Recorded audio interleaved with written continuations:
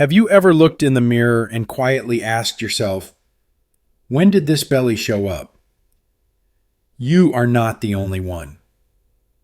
For many of us over the age of 60, that slow growing pot belly just kind of crept in. Maybe after retirement, maybe after a few holidays, or maybe it's just been building up over time without us noticing.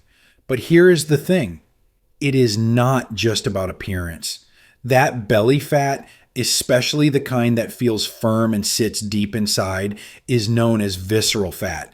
And it can quietly increase the risk of serious health problems like heart disease, type 2 diabetes, high blood pressure, and even memory loss.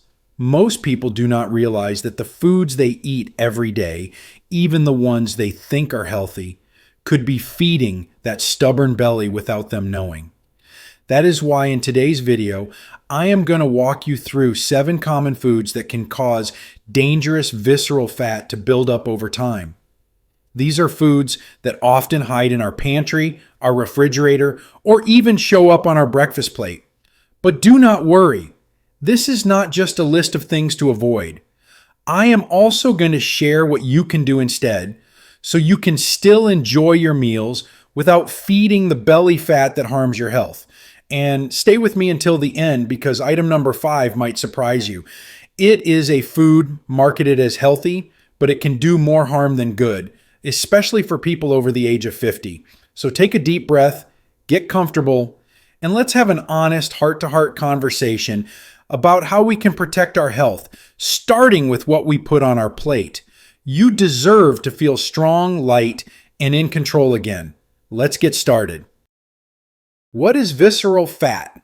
Most of us have heard of belly fat. We might try to pinch it or hide it under our clothes, but what many people do not know is that there are actually 2 types of belly fat. The first kind is called subcutaneous fat. This is the soft fat just under the skin, the kind you can grab or jiggle a little. It is not always pretty, but it is not usually the most dangerous. The second kind, though, is more serious. It is called visceral fat, spelled Visceral. This type of fat is hidden deep inside your abdomen, wrapped around your internal organs like your liver, your stomach, and your intestines. You cannot see it. You cannot always feel it, but it is there and it is active. Unlike other types of fat, visceral fat is not just sitting there. It releases hormones and chemicals that can interfere with how your body works. It increases inflammation, throws off your insulin levels, and can lead to a higher risk of heart disease, stroke, type 2 diabetes, and even certain types of cancer. Here is what is tricky. You can be thin on the outside and still have too much visceral fat inside. That means weight alone does not always tell the full story. Many of us over the age of 55 naturally start storing more fat in the belly area because of hormonal changes and a slower metabolism. Add in years of certain eating habits, less physical activity or stress, and the risk goes up even more. But here is the good news. Visceral fat is not permanent. And today's video is all about helping you take the first step to reduce it by learning which foods feed that dangerous fat and which ones help fight it off. Let's take a look at the first food you might want to be more careful with. Food. Number 1, processed meats. Let's start with a big one, processed meats. That includes bacon, sausage, ham, deli slices like turkey or roast beef, hot dogs, and even those ready-to-eat lunch meats we keep in the fridge for convenience. For many of us, these foods have been part of our diets for decades. They're easy, they're tasty, and they bring back memories. Maybe of Sunday breakfasts, picnics, or school lunches. But here's the truth. Processed meats are some of the worst offenders when it comes to adding visceral fat to your body. Why? First, they're usually packed with sodium, saturated fat, and preservatives like nitrates and nitrites. These chemicals are added to extend shelf life and enhance flavor, but they can also increase inflammation inside the body. And as we get older, our bodies naturally struggle more with inflammation, making us more vulnerable to its long-term effects. Inflammation is like a slow-burning fire. It doesn't hurt at first, but over time, it damages tissues and organs. And one of its favorite storage spots? Your belly. That's where it helps build and store visceral fat. There's more. Studies have shown that people who eat a lot of processed meats are at higher risk for heart disease, type 2 diabetes, and even certain cancers, particularly colorectal cancer. And while these risks may not appear overnight, they build quietly over time. Now, this does not mean you have to throw out every piece of ham in your kitchen today, but it's a reminder to think about how often these items are showing up in your meals. If you're eating bacon or sausage every morning or cold cuts for lunch every day, your body may be storing more fat around your organs than it should. Instead, consider swapping in fresh, whole proteins like grilled chicken, tuna, beans, or eggs. Even leftover roast turkey from dinner can be a better option than store-bought deli slices. Look for items labeled nitrate-free or minimally processed, and try to limit processed meats to once or twice a week, if at all. You don't have to give up all the flavors you love. You just have to give your body a better version of them.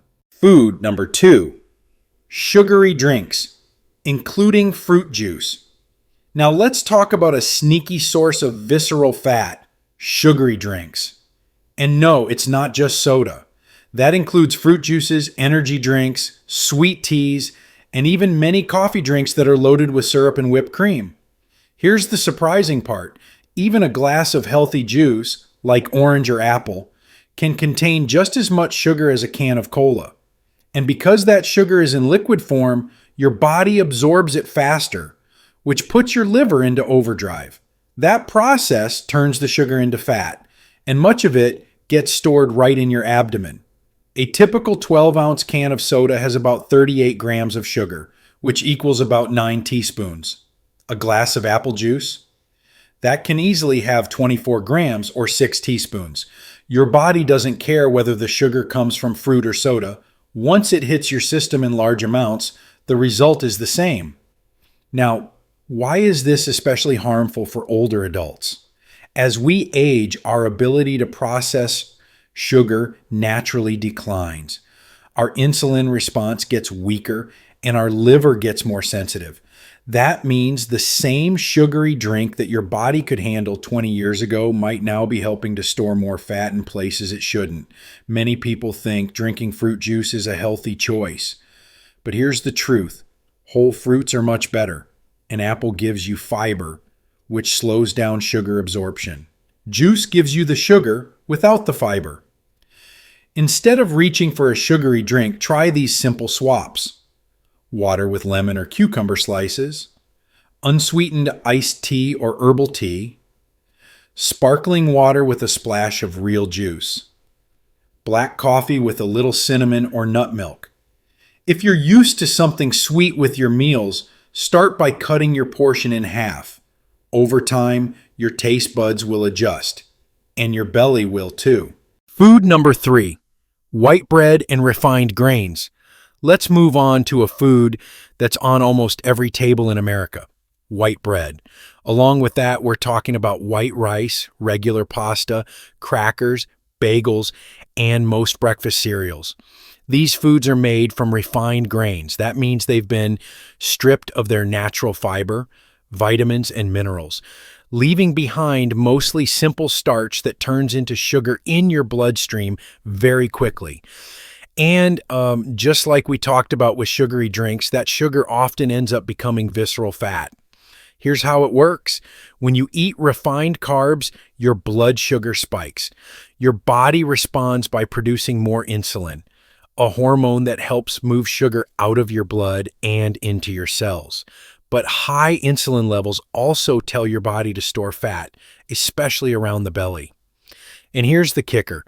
After the sugar rush comes a crash. You feel tired, hungry, and craving more carbs.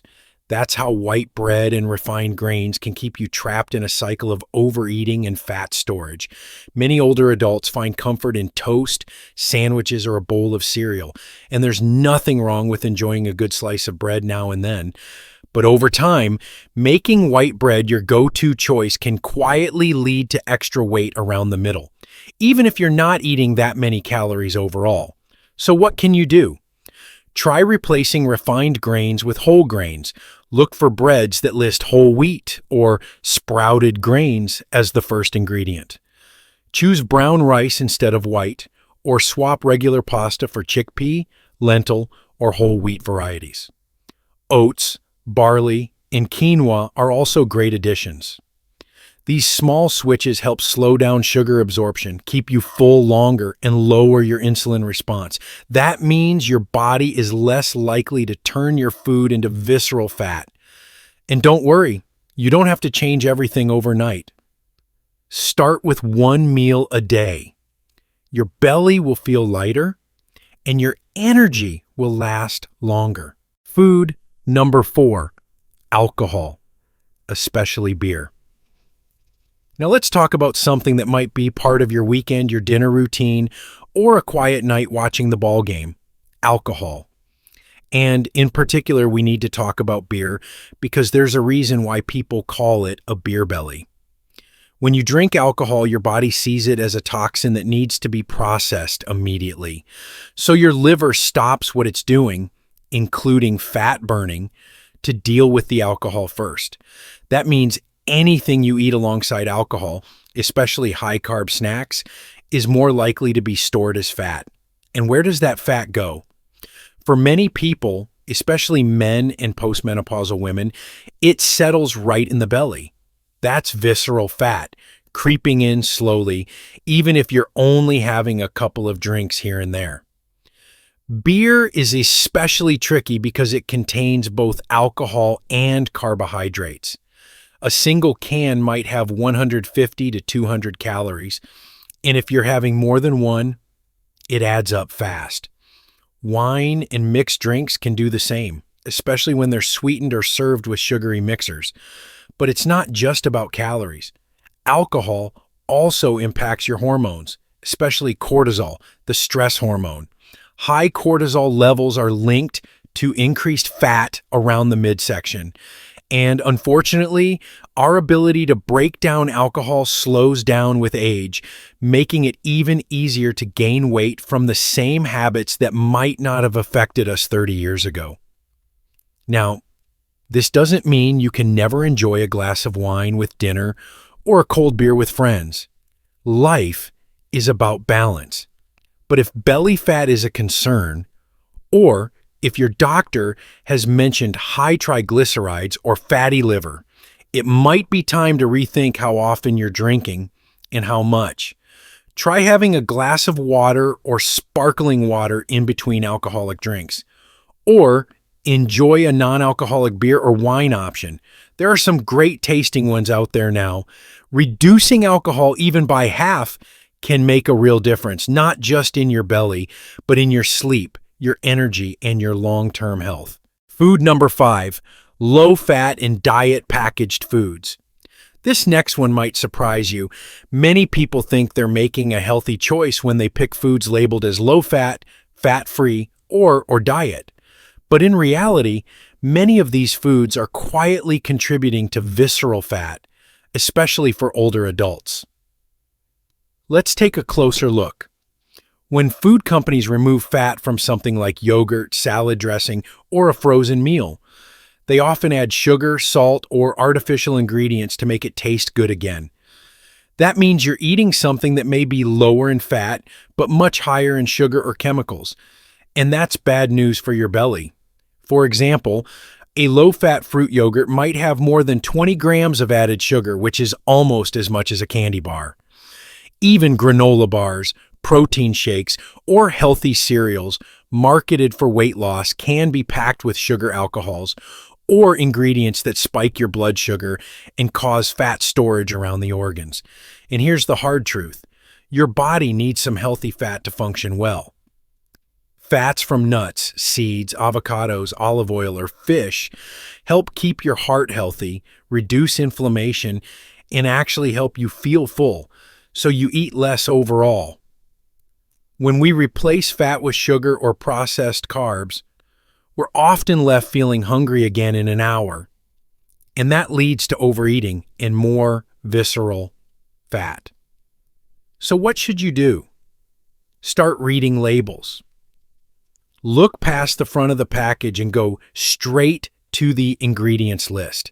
If you see words like high fructose corn syrup, maltodextrin, or anything ending in OSE, that means sugar.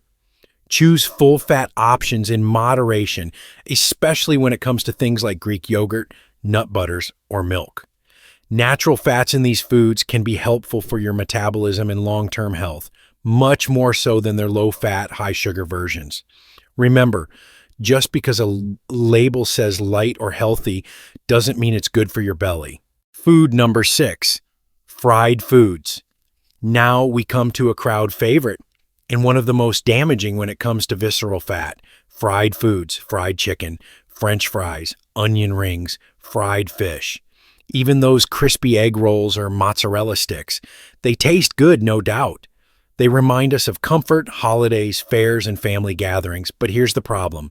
They are full of trans fats and oils that have been heated to extremely high temperatures, making them toxic to your body.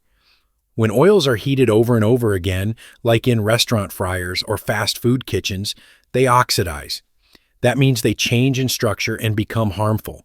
These damaged fats not only clog your arteries, but also trigger inflammation and fat storage, especially around your organs. Fried foods are also calorie dense, meaning they pack a lot of calories into a small portion. That fried chicken sandwich or order of fries might seem like a small lunch, but it could easily contain over 600 calories and very few nutrients. And unfortunately, these foods often come with extra sugar, salt, and refined carbs. That's a triple threat for belly fat. You might be thinking, I don't eat fried food that often, but even occasional indulgence adds up, especially as we get older and our metabolism slows down. Over time, it's easy to store more fat around the belly, even if we're not eating large amounts. The good news is that you don't have to give up crispy foods altogether. There are healthier ways to cook that still give you that crunch. Try using an air fryer at home. Bake your potatoes instead of frying them. Grill or roast chicken with a crispy seasoning. Use whole grain breading and olive oil for oven-fried fish. These small changes keep the flavor but cut down the belly fat. You don't have to stop enjoying food. You just need to give your body what it truly needs to feel good and stay strong. Food. And number 7, pastries and baked goods. Let's talk about something sweet. Those soft, flaky, sugary treats we all know and love. Pastries and baked goods. I'm talking about cookies, donuts, muffins, cakes, cinnamon rolls, biscuits, and even store-bought breads that taste more like dessert than food. For many of us, these bring back fond memories. Maybe it's a muffin with coffee in the morning or a slice of cake at family birthdays. And while there's nothing wrong with enjoying something sweet from time to time, these baked goods can be one of the biggest contributors to visceral fat. Why? Because they're usually made with a dangerous combination of ingredients: refined flour, added sugar, and often unhealthy fats, especially hydrogenated oils or margarine. These are known as trans fats, and they've been directly linked to higher levels of inflammation and fat storage, particularly in the abdominal area. Let's break that down. Refined flour acts like sugar in the body. It spikes your blood sugar quickly, causing your insulin to rise.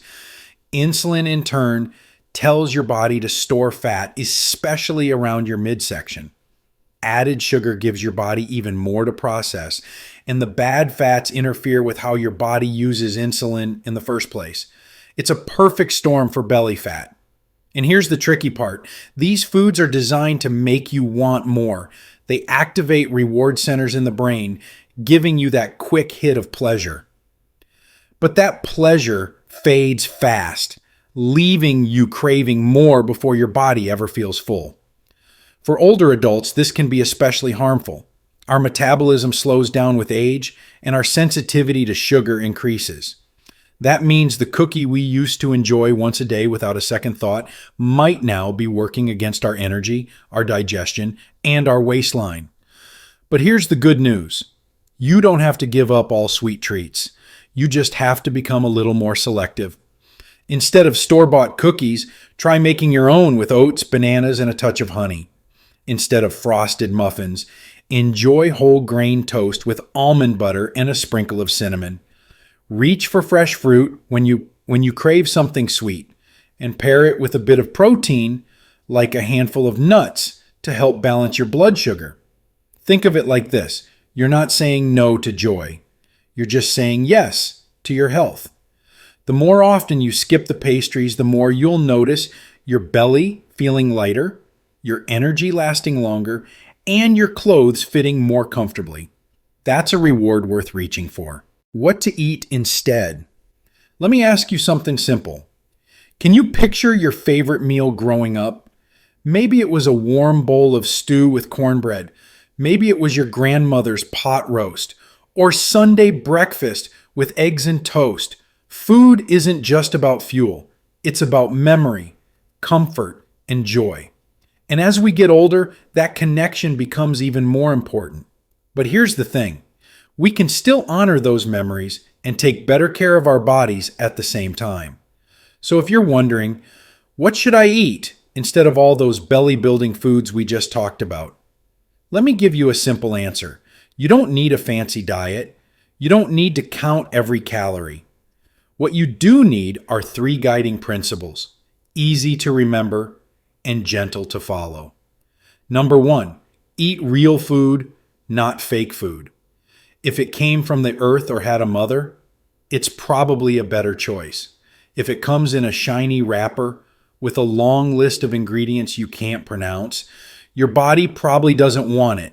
Instead of processed deli meats, try roasted turkey, grilled chicken, or even a hard-boiled egg. Instead of boxed snacks, try a handful of almonds, a piece of fruit, or some cottage cheese. You don't have to eat perfectly. Just eat closer to nature when you can. Number 2, add more fiber-rich foods. Fiber is your best friend when it comes to belly fat. It slows digestion, balances blood sugar, and helps you feel full without overeating.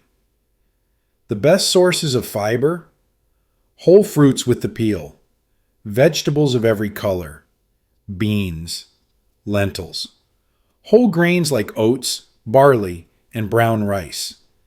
You don't need to give up bread, but choose one with whole grain as the first ingredient. Add chia seeds or flax seeds to your oatmeal. Have a bowl of berries instead of cookies. These are small choices, but over time, they can change everything. Number 3, don't fear healthy fats. For years, we were told fat is bad, but now we know better. Your body, especially your brain and heart, needs healthy fats to work well, and they actually help you lose belly fat, not gain it. Good fats come from foods like avocados, olive oil, nuts and seeds, fatty fish like salmon or sardines. Instead of choosing low-fat versions of everything, choose full-fat options in small amounts, and skip the added sugars and artificial fillers. You'll feel more satisfied, and you'll stop the cycle of cravings. Let's put it all together. Here's what a simple belly-friendly day might look like. Breakfast: oatmeal with blueberries, walnuts, and a little cinnamon. Lunch: grilled chicken salad with olive oil dressing and a slice of whole grain bread. Snack: apple slices with almond butter. Dinner: baked salmon, steamed broccoli, and quinoa. Dessert: a few squares of dark chocolate or a bowl of fresh strawberries. Does that sound restrictive, or does it sound like something you could enjoy? That's the point. This isn't a diet. It's a way of living with care and kindness for your body. Let me tell you something important, something I wish more people said to those of us in our 60s, 70s, and beyond. You are not too old. It is not too late, and you do not have to live the rest of your life tired, heavy, or uncomfortable in your own skin. You have so much life still inside you, so many moments still ahead. Laughter with your grandkids, walks in the sunshine, quiet dinners with someone you love, mornings where you wake up and actually feel good. And yes, your belly might not be what it used to be, but your body hasn't given up on you. It's just been waiting for you to listen a little closer. The truth is, this journey, this shift in how we eat and care for ourselves, isn't just about trimming inches off our waistlines. It's about giving ourselves the energy to enjoy the life we've worked so hard for. We've spent decades taking care of others, raising children, building families, working long hours, and somewhere along the way, many of us put our own needs last. But now is your time. It's time to nourish your body, not punish it, to move with ease, not pain, to wake up feeling proud of the choices you've made, not burdened by guilt or confusion. And the beautiful part, you don't have to do it all at once. Start with one small step. One less soda, one more home-cooked meal, one better choice at the grocery store. Each step is a quiet message to your body. I care. I'm still here. I still matter. Because you do matter to your family, to your friends, and most of all to yourself.